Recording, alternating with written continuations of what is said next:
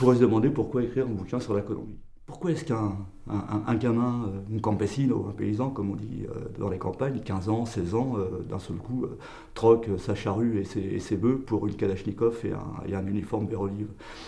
Ça, c'est simple à comprendre. Hein. Je veux dire, dans les campagnes colombiennes, on vit dans la misère.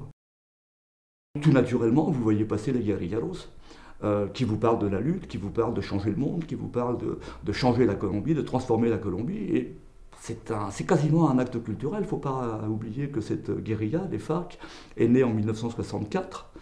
C'est-à-dire que vous avez dans ce mouvement armé à la fois des fils, des pères, des grands-pères. C'est quasiment un fait culturel en Colombie de passer dans la guérilla. Dans un pays où tous les ascenseurs sociaux ont été fermés, mais fermés depuis une éternité, c'est un moyen d'échapper à un sort finalement peu enviable.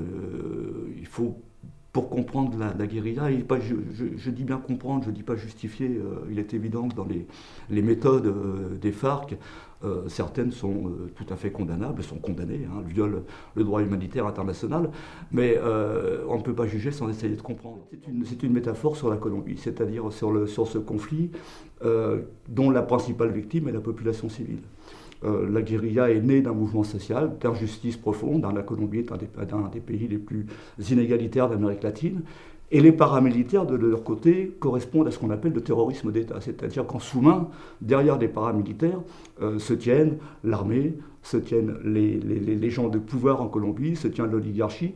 Et y compris lorsqu'on regarde les chiffres, on se rend compte que 70% des crimes commis en Colombie, des crimes politiques commis en Colombie, sont le fait des paramilitaires.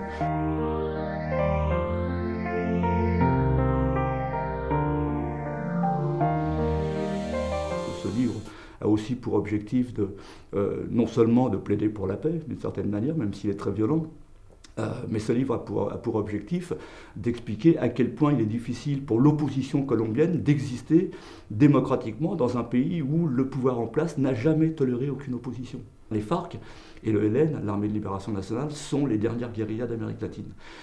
Il y a sans doute une raison, et c'est ces raisons que j'ai essayé d'expliquer sur les eaux du fleuve.